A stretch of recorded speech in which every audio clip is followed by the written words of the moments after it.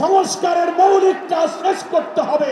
শেষ না করে নির্বাচন আমরা মেনে নিতে পারি না। কিছু কিছু ব্যক্তি, কিছু কিছু দল যারা নিজেদেরকে খুব বড় মনে করেন, নির্বাচনের আগেই তারা ক্ষমতায় গিয়েছেন বলে ভাবটা দেখান, কি বলেন ঠিক কিনা? তাদের ভূমিকার জন্য এই সংস্কার কাজে ঐক্যমত্যে পৌঁছা বড় কঠিন হয়ে যাচ্ছে। আজকের এই দিনে আমরা আমাদের প্রিয় আমিরে জামাতের জন্য দোয়া করব, যিনি এই জুলাই আন্দোলনের সময় মূল পরিকল্পনায় সারা বাংলাদেশকে ইসলামী আন্দোলনের কর্মীদেরকে ফ্যাসিবাদ বিরোধী সংগ্রামে ঝাঁপিয়ে পড়ার নির্দেশ দিয়েছিলেন। সেই ডাক্তার শফিকুর রহমান অসুস্থ অবস্থায় এখন হাসপাতালে আছে। দেশের এবং প্রবাসের কোটি কোটি মানুষ তার জন্য দোয়া করেছেন, অস্ত্রসিক্ত হয়েছেন।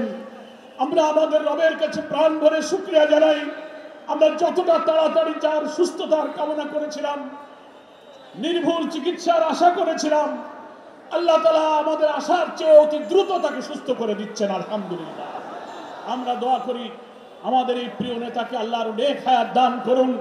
নতুন বাংলাদেশের স্বপ্ন যিনি দেখেছেন, জাতীয় ঐক্যের ডাক যিনি দিয়েছেন, তার নেতৃত্বে বাংলাদেশে নতুন বাংলাদেশ আমরা গড়ব ইনশাআল্লাহ।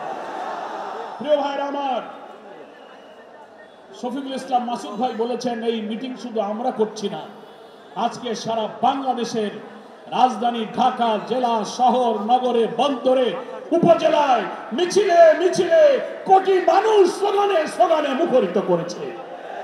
আমরা আজকে রাজধানী ঢাকায় সেই মিছিল করছি। আমরা আজকে যেমন আনন্দের দিন, আমরা ভেবেছিলাম বিপ্লবের একটা বছর তো পার হয়ে গেল, অনেক কিছুই হয়তো এক বছর পেয়ে যাব, কিন্তু মাঝে মাঝে সরকারের অভ্যন্তর থেকে বা জাতীয় রাজনীতি অথবা ফ্যাসিবাদ বিরোধী এক আন্দোলনে আমরা যখন একসাথে ছিলাম, তাদের কিছু কিছু কথা, কিছু কিছু কাজ, কিছু কিছু ভূমিকা অনেক রহস্য, অনেক সংশয় তৈরি করতেছে, কি বলেন ঠিক কিনা? RICL TMX, যুগের পর যুগ স্থাপনা থাকে মজবুত। আমরা সরকারের গঠিত জাতীয় ঐক্যমত্য কমিশন, ন্যাশনাল কনসেনসাস কমিশন, যার প্রধান হচ্ছে ডক্টর মোহাম্মদ ইউনূস, যার কো-কনভেনর হচ্ছেন ডক্টর প্রফেসর আলী রিয়াজ, একটা অবাধ নিরপেক্ষ নির্বাচনের পূর্বে গুরুত্বপূর্ণ রাষ্ট্রের কিছু অর্গানের সংস্কার না হলে নির্বাচন নিরপেক্ষ হবে না, এই দাবিতে বাংলাদেশ যখন আন্দোলনে উত্তাল হলো, সরকার তখন সংস্কারের সিদ্ধান্ত নিয়ে ঐক্যমত্য কমিশন করলো। রাজনৈতিক দলগুলোকে পরামর্শ চাওয়া হলো, আমরা পরামর্শ দিলাম ঐক্যমত্য কমিশন বাংলাদেশের গুরুত্বপূর্ণ অর্গান, পুলিশ অ্যাডমিনিস্ট্রেশন, সংবিধান, জনপ্রশাসন, দুর্নীতি দমন কমিশন, নির্বাচন প্রক্রিয়া সহ গুরুত্বপূর্ণ সংস্কারের প্রস্তাব দিল। আমরা সেই প্রস্তাব ঐক্যমতে পৌঁছানোর জন্য জামাত ইসলামীর নেতৃবৃন্দ 2-3 মাস ধরে ঐক্যমত্য কমিশনে আমরা সহযোগিতা করে যাচ্ছি। তারপরে আমরা দেখতে পাচ্ছি কিছু কিছু ব্যক্তি, কিছু কিছু দল যারা নিজেদেরকে খুব বড় মনে করেন, নির্বাচনের আগেই তারা ক্ষমতায় গিয়েছেন বলে ভাবটা দেখান, কি বলেন ঠিক কিনা? তাদের ভূমিকার জন্য এই সংস্কার কাজে ঐক্যমত্যে পৌঁছা বড় কঠিন হয়ে যাচ্ছে। সনদ, জুলাই চার্টার এবং জুলাই ডিক্লারেশন ঘোষণা দেয়া হবে, আমরা দাবি করেছি। জুলাইয়ের মধ্যে সরকার পারে নাই। আজকে 5ই আগস্ট আমরা জানতে পেরেছি মানিক মেহবিনু বিকাল 5টায় অন্তর্বর্তীকালীন সরকারের প্রধান উপদেষ্টা ডক্টর প্রফেসর মোহাম্মদ ইউনূস তিনি জুলাই ডিক্লারেশন সেখানে ঘোষণা দেবেন।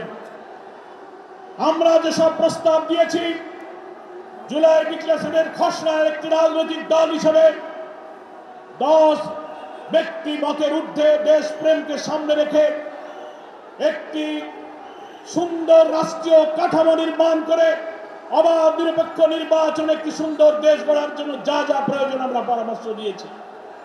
আমরা আশা করব আজকে বিকালে যে জুলাই ডিক্লারেশন পড়ে শোনানো হবে, কিছু কিছু রহস্য সংশয় তৈরি হচ্ছে, কোন চাপে, কোন দলের চাপে যেন সব দলকে উপেক্ষা করে কোন একটি দলের ইচ্ছাকে যেন প্রতিফলিত করা না হয়। লক্ষ কোটি মানুষের রক্তদান এবং আকাঙ্ক্ষার প্রতিফলন যেন জুলাই ডিক্লারেশনের মধ্যে আমরা দেখতে পাই।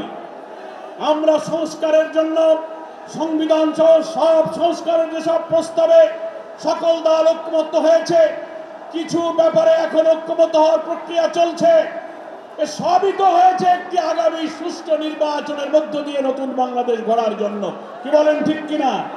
আমরা শুনতে পাচ্ছি না এই সংস্কারগুলো যা একমত হওয়া যাচ্ছে এগুলো এখন বাস্তবায়ন হবে না। ক্ষমতায় যাবে নতুন সরকার, 2 বছর পর এগুলো বাস্তবায়ন করা হবে। আপনারা কি সেই জন্য রক্ত দিয়েছেন?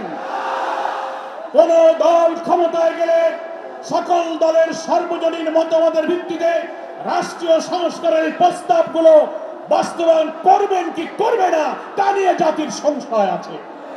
ইতিমধ্যেই গণমাধ্যমে কোন বড় বড় দলের কোন নেতা কথা বলে ফেলেছেন, সংস্কারে যা লেখুক, যা আইন বানাক, আমরা ক্ষমতায় গিয়ে সব লেখা আমরা মুছে ফেলে দেবো। পড়েছেন না আপনারা?